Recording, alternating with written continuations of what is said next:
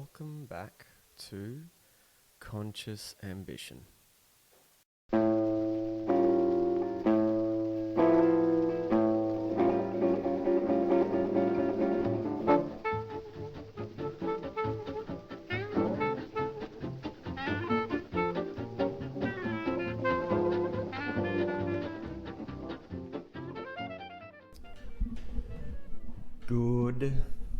Good evening to whoever's chosen to listen to this. I'm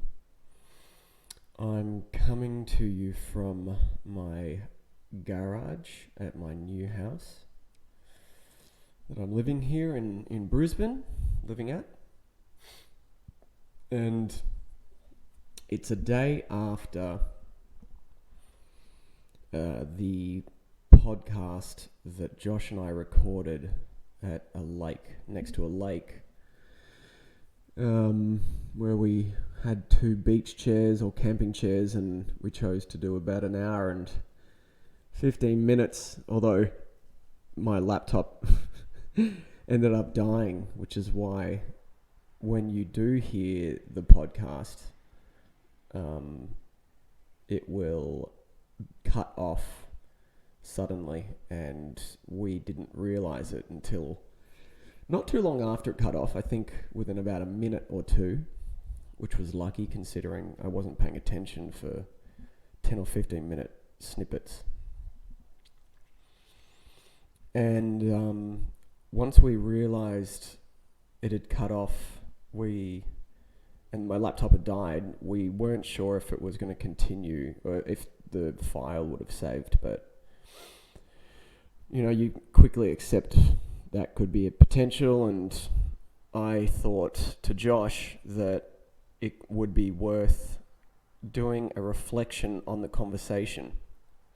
And I've actually just finished listening to the last part of that conversation that turns out it was saved, but just up to the 1 hour, 15 minute mark. And we stayed at the lake next to it and went and sat under the shade and ended up talking for another probably hour and a half. And the conversation was eventually became a lot of Josh asking me questions to understand where I'm coming from.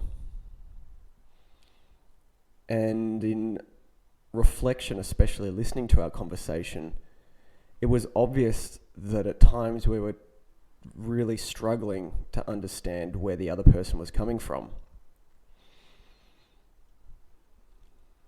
which is totally normal. We just so happened to record it though. And then you listen back to it and you can start seeing it with greater clarity. And before the podcast started, we chatted about some feedback about my propensity to jump around or be somewhat scattered amongst the conversation. And I thought about that a lot, particularly listening to the first 45 minutes this morning. And it made me consider that when I left a message earlier this morning to Josh, and then another message to a friend today, and made me consider that although I've been practicing articulating my ideas, the next challenge is articulating my ideas more smoothly or with greater clarity and with maybe more pointedness as to what I'm trying to say.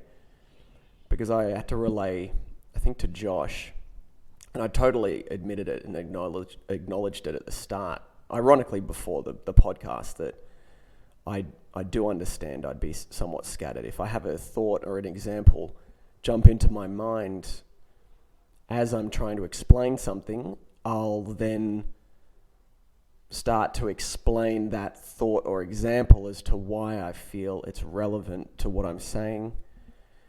or I'll jump to trying to create an analogy to communicate my point, and I'll elaborate that analogy, and it will, in reflection, almost distract from the point that I'm trying to make, which is really interesting and cool to have made that connection. And I'll do my best in this reflection to stay on track, I guess is the best way to put it. And to be clear with what I'm trying to say. So earlier today, I left Josh a message, and it was after having listened to our podcast in the first 45 minutes. And I ideally this will come out, and I'd like to release it before we actually share the conversation. And I mentioned to Josh that I think it'd be great if he did the same, and we shared our reflections on the conversation before we then release the conversation. And it was quite an interesting conversation. It was really engaging. And we both drove home afterwards, and we admitted to one another how exhausted we were.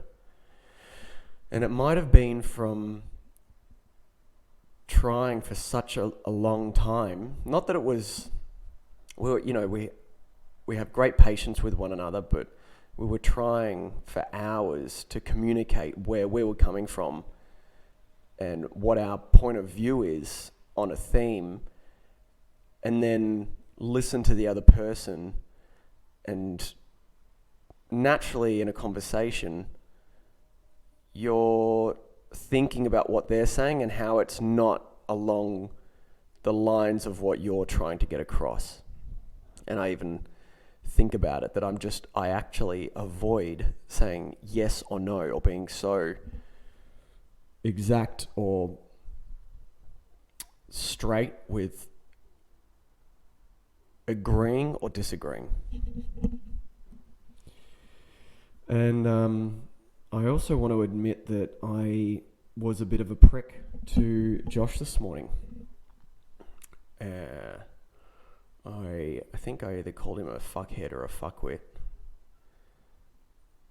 And it was around this theme that he acknowledged anyway earlier, but was my attempt at trying to meet him halfway with what he probably admits as being somewhat stubborn at moments, having what you'll understand or what you'll hear in the podcast as competitive or combative mindset in amongst conversations or arguments with people. I mean, naturally an argument, but in trying to deliver his point. And afterwards I thought, from listening to the conversation this morning, listening to the podcast back, and not as much the conversation afterwards, but the first 45 minutes of the podcast, was feeling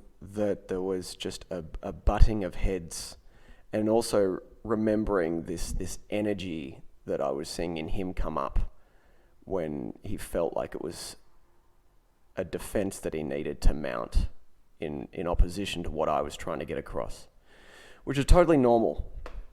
And what actually gave greater clarity to that was just before flipping it on its head and thinking, what would happen if the podcast yesterday was about saying, hey, Ethen, or Josh is going to share what he thinks you should change in your life. And I mean, it's funny even to think that as a theme of a full conversation with someone, that you sit down ready to talk for an hour and a half or an hour, that's going to be the central theme. Is it just opening yourself up to critique from where another person's sitting? And it takes a particular mindset and readiness and receptiveness to receive those comments from someone. And I would say it's actually very normal and natural and healthy to think about what you're going to say in response, to justify why you are living your life the way that you are. In fact, the point that I'm at in my life is feeling more concrete or confident in how I'm choosing to live my life and ready to justify it and not feel dissuaded from other people's opinions about that. Oh, yeah. So I wanted to give recognition that yesterday was a format for conversation that the other party is naturally going to be justifying why they're living their life the way they're living it. Although what you could probably mention is it going to be a matter of surrendering to how you could integrate advice and feedback from the other person in that conversation into your life, how you could integrate those comments into what you're going to be doing. I mean, that's acknowledging that there's something you're going to do differently, that you are going to change something about your life. And either Josh or myself or friends or family, partners, parents, if they're happy or they're set at this point in time with how they're living their life and they're not in any state of despair or anxiety or stress, they're not suffering to this point where they're really calling for help, then they're justified in justifying themselves. And the conversation yesterday was a good example of that. And it took me, I left Josh this message this morning, and it took me then listening to the remaining, what would it have been, so 30 minutes? Yeah, remaining 30 minutes to actually hear how we begun to see where one another were coming from, or more so Josh. And I have to give props to Josh that through the last half an hour of the conversation, he was acknowledging and agreeing that there are benefits to, in the theme of the conversation, sticking his neck out. But then also highlighting what has stopped him from sticking his neck out in terms of the things he wants to get involved in with life. And I could sit here and talk about the same things of what stopped me from sticking my neck out. I would say that at the moment I'm amidst sticking my neck out, and I'm considering just how far I'm going to stick my neck out with some future propositions that have been made to me,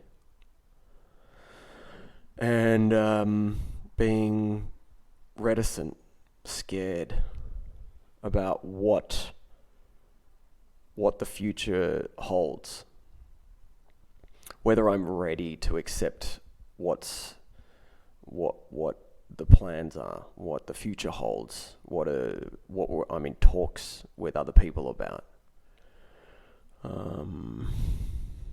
It's foreboding. I'm nervous. Yeah, I'm in amongst some big plans, and I'm invested in something that I'm not entirely sure about, which I think is completely normal. How can anyone be sure about anything? But the point that I was trying to get across to Josh yesterday, and I think I did it, and I actually want to come back to a comment that I was leaving right at the end of the podcast, because I didn't articulate it well, but I think I'll try to do a better job now, was that I'm not going to let fears and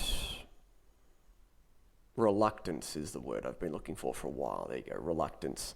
Get in the way of me getting involved, getting in the way of me saying, screw it, I'm going to try this out. I'm going to get involved in this work.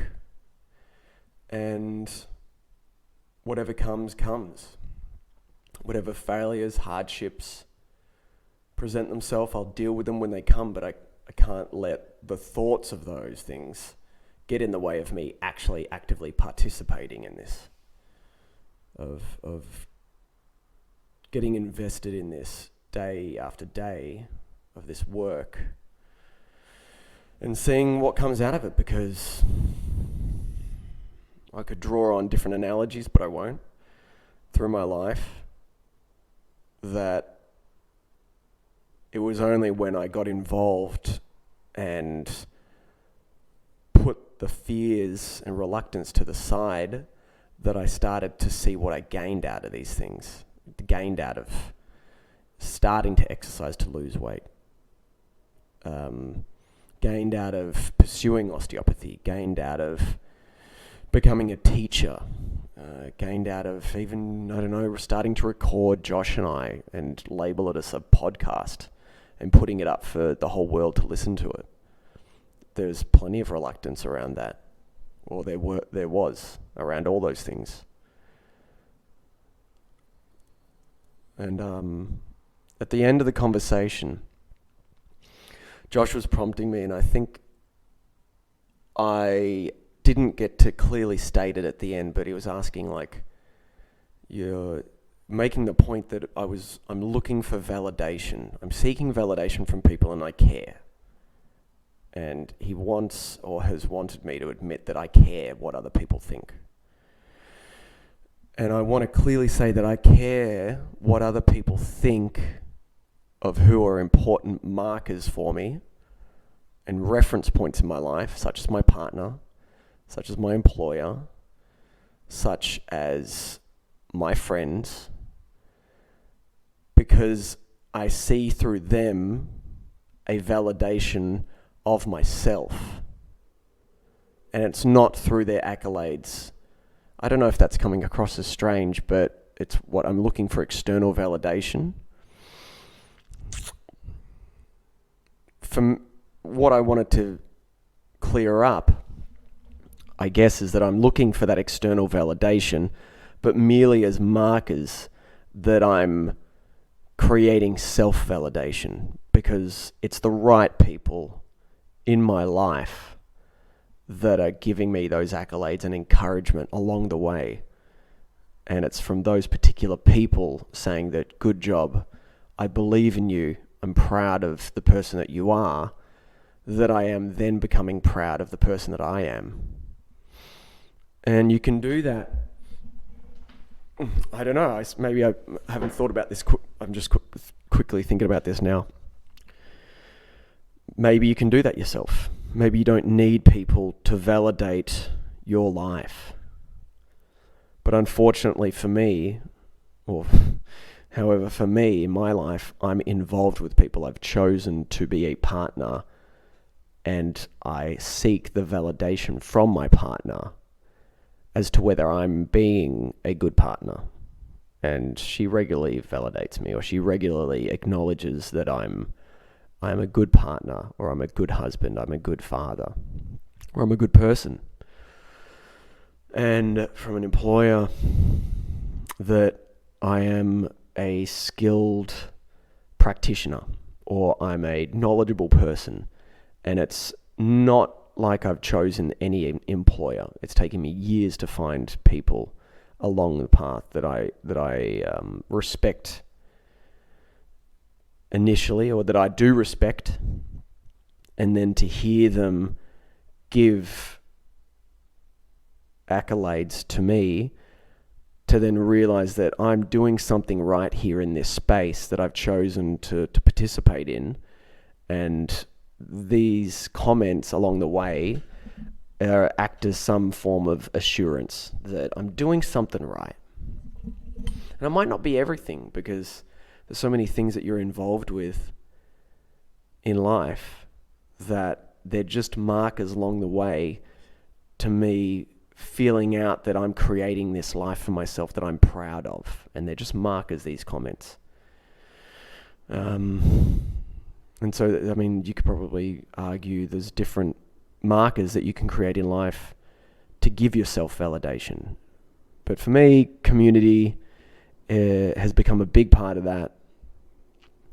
And validation from my community is a way of validating myself and my efforts, that the communities I'm involved with appreciate my participation or my presence or my person.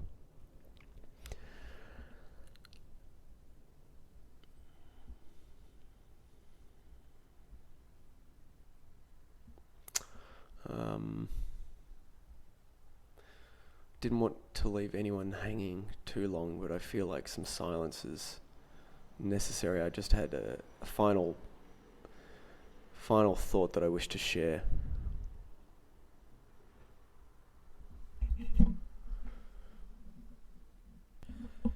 The final thing that I wanted to mention is the most difficult to articulate, and it was initially talking about this with a friend, that I was trying to explain how I want to explain how I'm approaching life and how I'm seeking, let's say, to develop my intuition. And I didn't think of it like that the first explanation that I gave to a friend of mine in messaging him. And I have to give, again, great thanks and gratitude to Josh yesterday over the hour-and-a-half conversation that followed our podcast, of him questioning, clarifying with me and prompting to understand how I'm approaching my life and using my intuition to guide me. And a big part of that has been moving from Melbourne, moving from a place that I've grown up, a place that I have a lot of old history and relationships that have tended to cloud my judgment. Moving up here to Queensland to be with just my family and having friends here, and being able to focus myself on, let's say, work, but finding work that is meaningful. And for years I've been talking about that I'm looking for meaningful work, and much to the frustration of Margot, my partner, and maybe much to the frustration of others who've been in my life, thinking, like, Ethen doesn't even work. It's turned into a bit of a running joke. And it maybe is a bit, I don't know if I hold a bit of shame towards that and guilt, but I've been pursuing finding meaningful work. And lo and behold, I've found something here to invest my time and energy into that I feel holds great meaning for me. Now, that for me, and how fast I've found something like this, could either be an illusion to me, and that I'm just hoping for the best, and I'm making something grander and more hopeful and optimistic out of something that might not be all that great. I don't particularly believe that, because my intuition doesn't tell me that. But it's a sign that I've made a step in a direction that I'm wishing to head. And not only that, but it feels meaningful what this work is. Now, what I was talking about, and I will try to condense an hour-and-a-half conversation down that I had with Josh to a matter of minutes here, was that I'm feeling out through signs and through interacting with people more readily, talking, sharing conversation, and getting a feeling even from those interactions whether I'm heading in the right direction with this work that I'm pursuing. And not only that, but sitting back and really, I guess, sitting with the feelings that I'm gathering from this, or sitting with the lessons even that I've learned about being more patient, about not getting too ahead of myself, about not being consumed and overwhelmed with the excitement of what this opportunity of work that I've taken, what it could mean for the future, not getting caught up in what the future might look like, not getting distracted by the reluctance or anxiety about narratives I'm creating around the situation, around the people that I'm starting to work with. And through that process, it's, for me, what I said to Josh was starting to feel out a frequency or operate on a frequency where, as he asked, it was like the laws of attraction, where you start to operate on a higher frequency, or you look for signs in your life that you could be operating on a higher frequency, and looking for what I put signals as to whether this frequency that I'm operating on, and the higher the frequency, let's say, is more indicative of greater meaning and meaningfulness and significance to me, making me feel at peace with my life. That's what I'm feeling out on during my days or through my weeks, through my reflection of my life circumstance. So I hope that didn't come across as too airy-fairy, but it's almost like I'm feeling out. And down in Melbourne, there was so much sound and distraction that I couldn't really get a feel of whether I was going in the right direction with work or the business I created, or getting involved with businesses of the ergonomics work I did, or the mobile massage work I was doing, or the teaching I was doing, and being put off at moments, or almost getting fired from the anatomy work, getting fired from the ergonomics work. I'm still participating in the mobile massage work, but it's very slow, and there's nothing that really indicates great promise in the work that I'm doing. Like it's something relatively that meaningful for me. But what I'm then doing here in Queensland is giving myself the space and quiet from the noise that I was experiencing in Melbourne, and the distractions that I felt like were in my life, to then focus my senses and my attention on what gives me meaning here, or what gives me meaning. And one of them is to become a doctor. One of them is to focus my attention on being a medical practitioner. There are big lessons ahead of me. There are big things that I'm in talks with, becoming involved with, from committing to. And that commitment is not something that I have quickly just said yes to. I've had my reluctance, I've had my reticence, as I put it, and I've thought carefully and gone away and mulled over these things, and at the same time I've also considered that it's just a matter of taking one step at a time, reassuring the people that I'm involved with that yes, I'm willing to commit to this. You'll need to be patient as I learn the ropes, as I develop my skills, as I develop my knowledge, as I develop myself as a professional. because this is giving me meaning. This is giving me more than just meaning to my life. This is giving me an income, a way of providing for my family. And those things give me happiness and satisfaction. And I'm only at the start of this journey, in this journey in particular. And there are big things ahead. But all I can say is those big things are starting to become louder and louder beeps, or let's say signals that are almost reverberating, vibrating, resonating with me with a greater impact than what I've experienced prior. I was very excited about being an anatomy teacher, actually. I'll admit that, and that would have been great, but there's a lot of,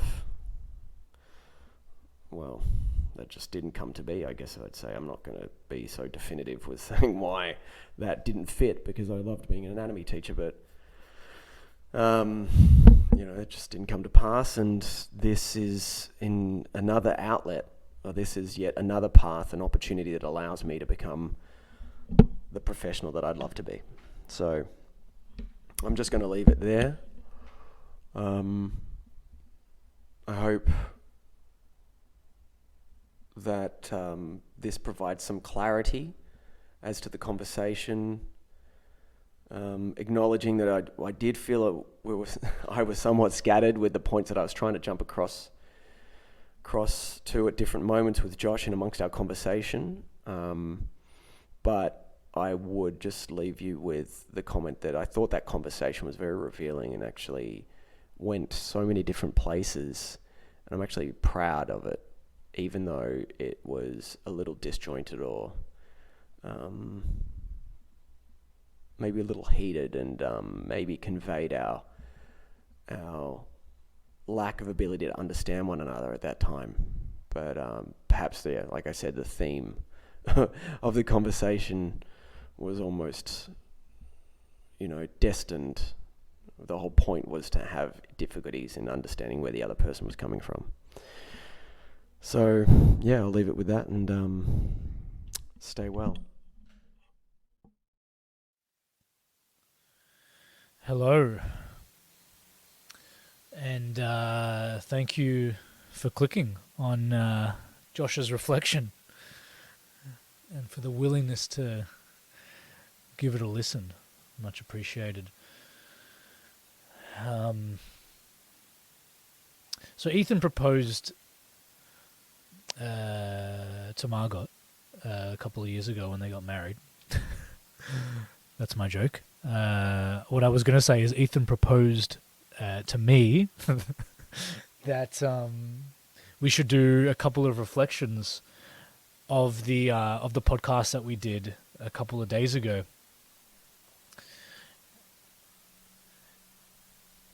As a way of, I guess, just digesting the conversation we had, and as a way of just communicating to each other and the audience what we feel as individuals when we can talk without being interrupted, without the need for a conversation. So Ethan's done his reflection already. Hasn't been put out there yet, but he sent it to me and I had to listen to it.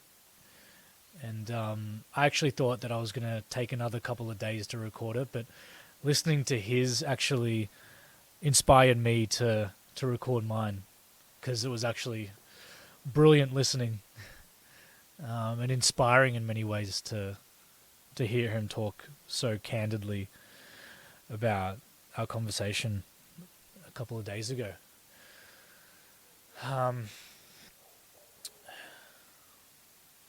It's been an interesting journey since we recorded that last podcast, which, to give some context, if you listen to this before you listen to the podcast, I went in with the intention that I wanted Ethen to give me feedback on what he thinks I should improve in my life. Which is in some ways saying to him, give me criticism. I want to hear your criticism. And I think the what instigated that in the first place was receiving some negative feedback, and having to sit with that for a little bit, and then thinking that I would like to hear more. I want to have a conversation with that feedback and see what comes up for me in that process. So we did that, and Ethan brought a few topics to the surface that a few of which he thinks about me, and I guess one of which that others might think about me, and Ethan probably agrees with. And it was not easy. I mean, go figure. It wasn't. It's not easy to be on the receiving end of feedback, of people of someone telling you that they think that they know how to live your life better than the way you have been living it. And I definitely got defensive, even though I went into it with the intention that I wanted to try and not be defensive. I couldn't help myself. I felt the need to defend myself and tell Ethan why he was wrong about me. And it plays into something that I've been thinking about recently, working with recently, and that's control and surrender, and the two things existing within me at once, and I definitely noticed that in that conversation, feeling the need to control the situation. When Ethan was saying that I don't involve myself in community as much as he thinks I should, or that I don't understand where other people are coming from and I judge them, and I'm quick to judge them. There was both of those things happening for me at the same time.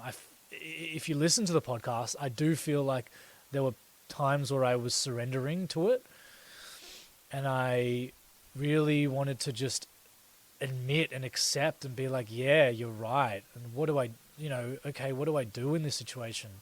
I want to surrender, and I want to know what you think I should do. And then there were other times where I felt I needed to control the situation and to restore back my sense of pride that the things you're saying are not true, and I am living a life that is full of community. I am living a life where I do listen to people. And it just spoke, the whole podcast spoke to that there's two parts of me, and I can be stubborn and I can defend myself, but I do have the ability to listen at the same time, which also speaks to a thing Ethan and I talk about a lot, which is the ability that humans have to polarize situations, and to look at a human being and to think that they're, this person's dumb, this person's smart, this person's rich, this person's poor.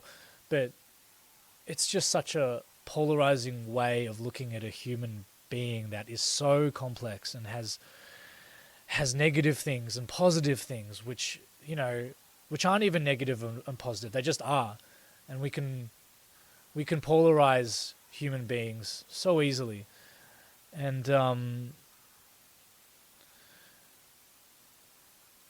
that was so evidenced in the conversation that we were having, where I think Ethan and I, whilst we are really good at listening to each other and communicating with each other, it's difficult. It's really difficult to be close friends, which we are. It's not like we get together every once in a while and record a podcast. We talk every day, just about. We talk every day. We're super close. We trust each other a lot with everything that comes up. Every emotional issue that we have, we bring to each other. And it makes it really difficult because when you become that close with someone, as I'm sure anyone that's listening will attest to, you can judge them subconsciously. And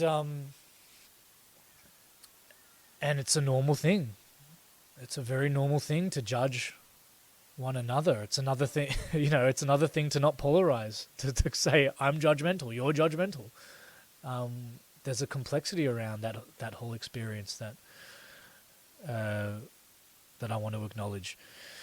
And so Ethen, it was very easy for Ethen to judge me and to polarize me, which I thought he was doing through his own admission. And then I was doing the same thing, because you can hear me in the podcast retaliating, defending myself, firing back at Ethen and being like, I think you care about what other people think about you. Being like, well, if you're so into community and you are so giving, like, prove it to me. Tell me how you are. As if he can say one thing that proves that he's a great community participant, as opposed to him not being a good community participant. And it was just it was actually such a good demonstration of how two close friends can really love each other and really accept each other, but can really judge each other, polarize each other. But then the beautiful thing is that I record this now, and I've already listened back to Ethan's reflection, and we can then sit back and analyze it, debrief it, and know that we can, like, look back at a few days ago and see the nature in which we were behaving, and it was in a way of, like, a lot of control, a lot of judgment, a lot of surrender, and a lot of love as well.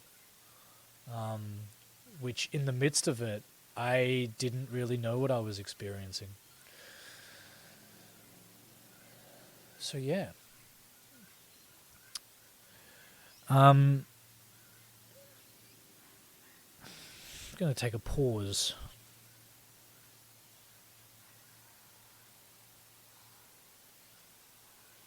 So, what's on my mind now is what I wanted to go into.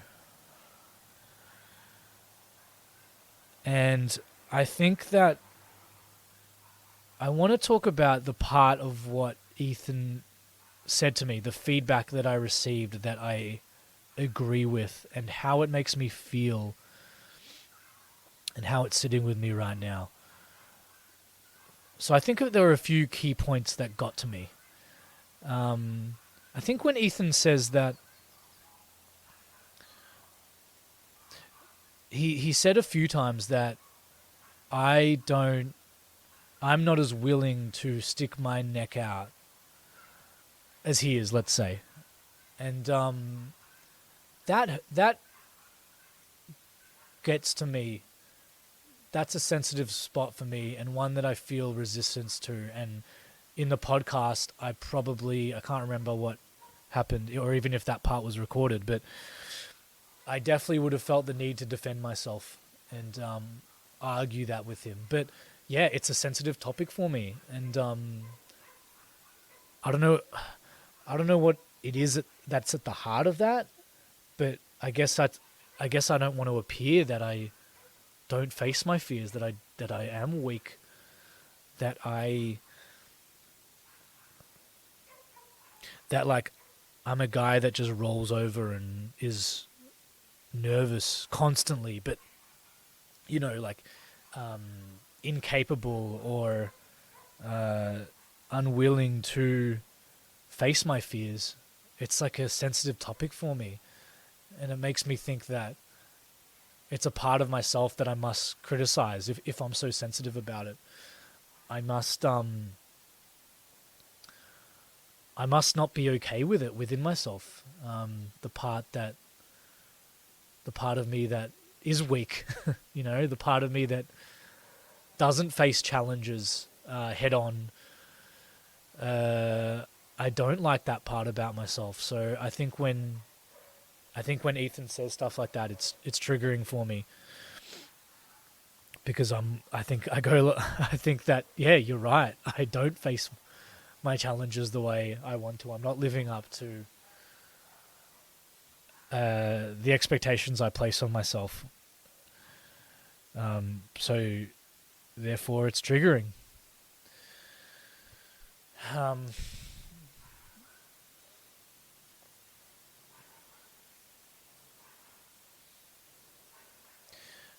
And I think since the podcast, you know what, even before the podcast, I was actually criticizing myself about my current situation. At the moment, I'm not gambling, and therefore I'm not making any money. I've taken a few weeks off.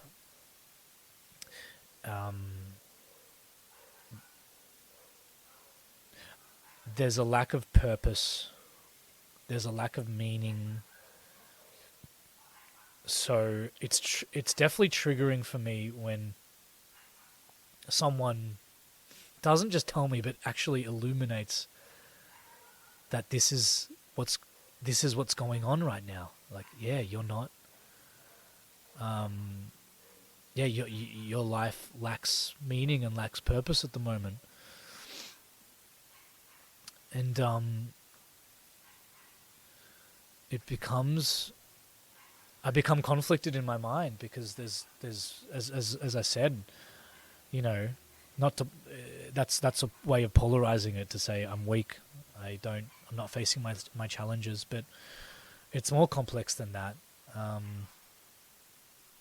I think the reality is that I fucking do. Like, I've been through some shit.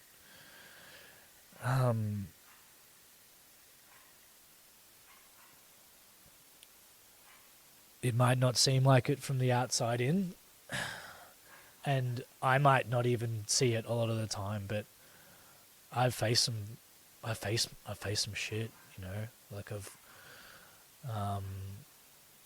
been through a lot. I've been through a lot of anxiety,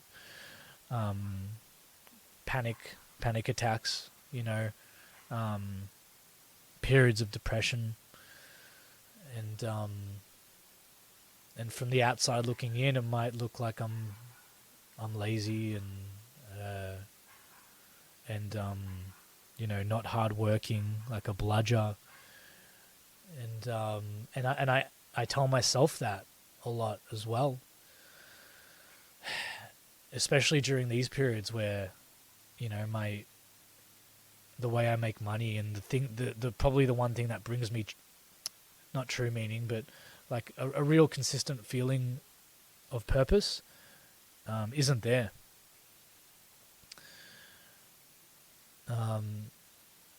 So then I start, that question starts coming up again, like, are you weak? Are you that lazy guy that everybody thinks you are? Are you like a bludger, and so then I sort of have to start working with those emotions. And it's one thing to not feel like I'm doing much, but then the added layer to that is that I'm also criticizing myself for doing it. So it's like it's a double whammy.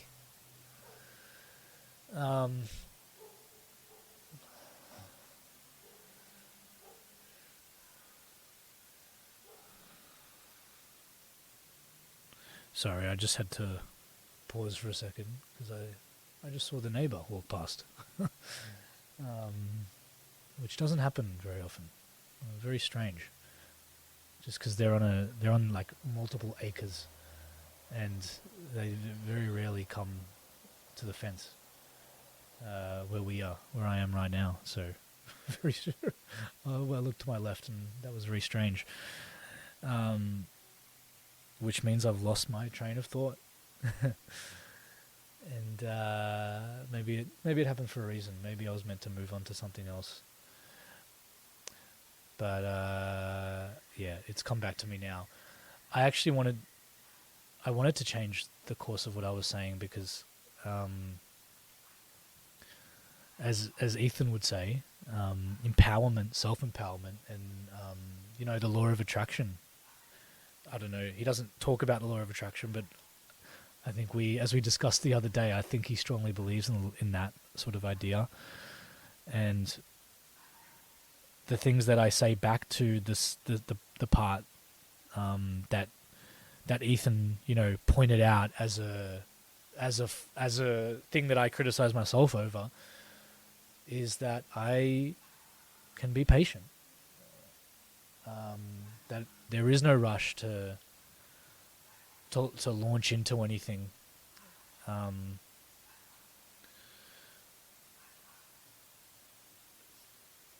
There is something to be said for waiting for something to come along. I mean, the thing that comes up for me when I say that is, well, aren't you going to be waiting forever? If you're just waiting and waiting, you're going to waste your whole life waiting. But I think that's a stupid attitude, and maybe it's an attitude that is correct for some people. But the way I think about it is, I'm not somebody who's going to wait around forever. Like, I am a person who works on myself and is really devoted to getting the best out of myself, the absolute most out of myself in this life that I'm so grateful to be living. And what is wrong with being patient, keeping my ears open, and trusting that life might seem a bit dull at the moment, but there's something great waiting for me around the corner. And if I have the mindset that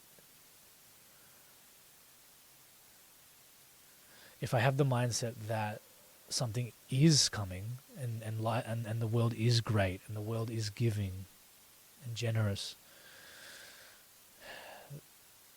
that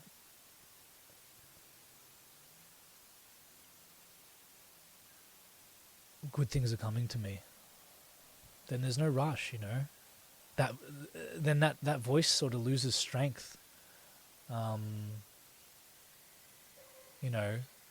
Things are all good.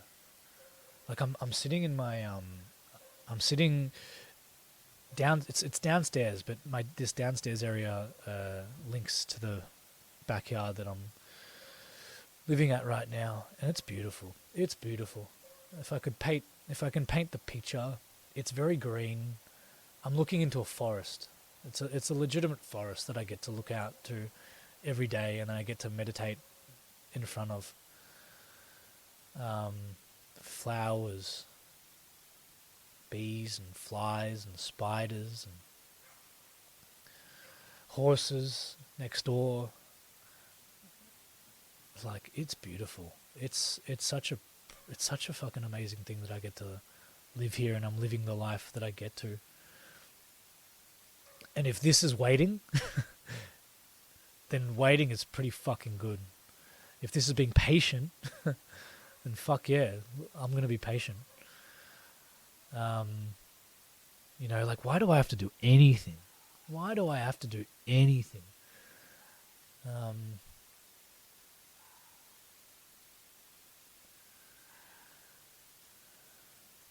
The last few years of my life, I've really slowed down. And that's thanks to a lot of meditation. And all the things that come with that. Breath work. Just self-awareness on a moment-by-moment basis. And life is really slow for me right now. which is in contrast to the way I make my money, which is betting, and it's usually very quick.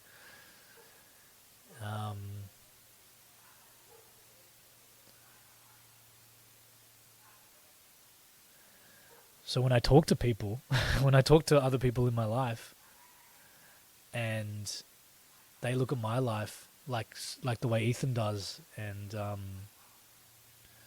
has feedback for me about the fact that I'm not doing enough, like I'm not out in community enough, I'm not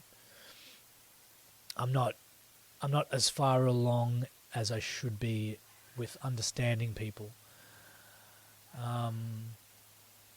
It hurts to hear all that, because part of me thinks, well, yeah, you're right, it's true, which it is true, like there's work to be done. But the other side of that is like, fuck, what's the rush, man? What's the rush? Where the fuck am I going? I've got the rest of my life to enter community. I've got the rest of my life to learn how to relate with others. And I am doing all of it. I'm already doing all of it. And the truth is that life is amazing. And everything that I need, that we discussed in the podcast, whether it be community, whether it be relating with others, it's all right in front of me. It's already there. And there's nothing I need to do. There's no... That's sort of what I realize after I sort of come to, after receiving feedback like this, or even my own self-criticism, is that there's no action that needs to be taken. There's nothing different that I really need to do. It's sort of just reframing my attitude towards everything, and just knowing that everything's in front of me. I have community. I have people that love me. I have people that I love. I'm facing my fears. Every day I do things that are scary to me. So much of it is just being grateful and acknowledging that I'm already doing everything that I need to do, that I want to do. There is no action that needs to be taken. The only action that needs to be taken is reframing. Because if I reframed how I think about all of these things that were brought up in the podcast, I probably wouldn't have been at all defensive. I wouldn't have cared about it. I would have openly discussed it and been like, well, yeah, I hear what you're saying, and there is a part of me that feels the need to be out in community more, feels the need to see where others are coming from and not judge others. But the truth is, like, I'm already aware of a lot of this, and I'm doing the work. And the conversation should not be more around like go out and do more community stuff. The conversation should be more around like what community you already have in your life, and how can you invest more into that. That's my understanding of it all. That's my lessons from the podcast.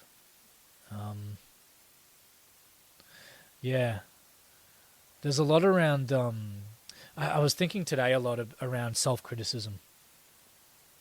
That was sort of the topic of my day-to-day, and exploring what is it? Like, what the fuck is self-criticism? Why do I have a voice in my mind that tells me that I'm stupid, that I'm ugly, that I'm unsuccessful?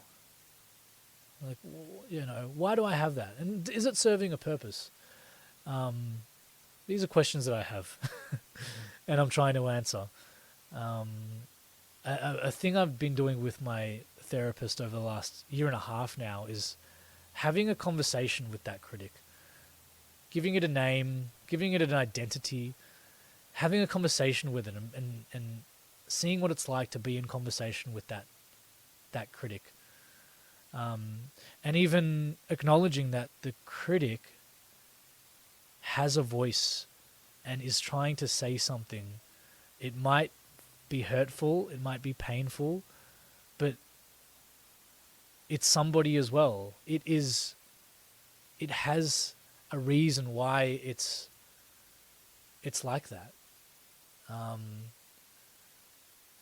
And I think over the years I learnt to silence the critic, to suppress that critic, and I was really contemplating it today that I still do it. I still try and silence the critic rather than be in conversation with it, rather than be in communion with the critic. I don't want to hear it, which is evidenced by the podcast. I was trying to silence it. I was trying to silence Ethen for the most part. But then, on the other hand, the fact that I was able to at times be in conversation with him, probably shows that I have done a lot of work on welcoming in the critic.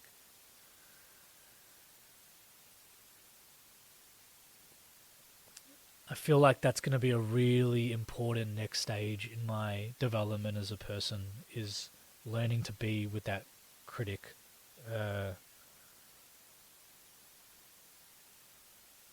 Learning how to talk back to it. Not in an arrogant way, not in a way that silences it, but in a way that loves it, whilst loving the part of me that loves itself, if that makes sense.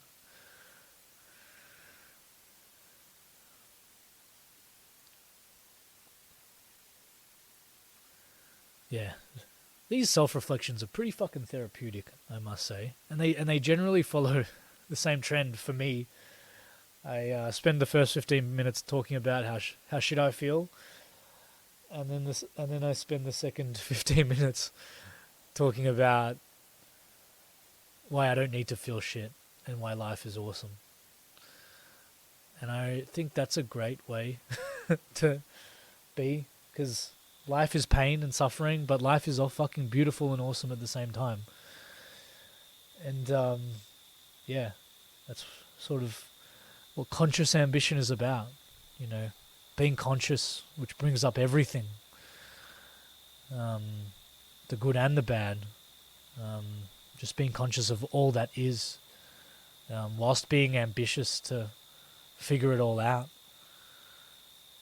And it's not a paradox.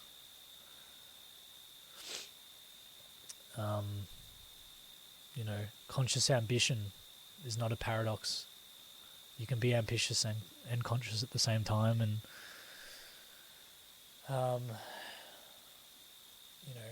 being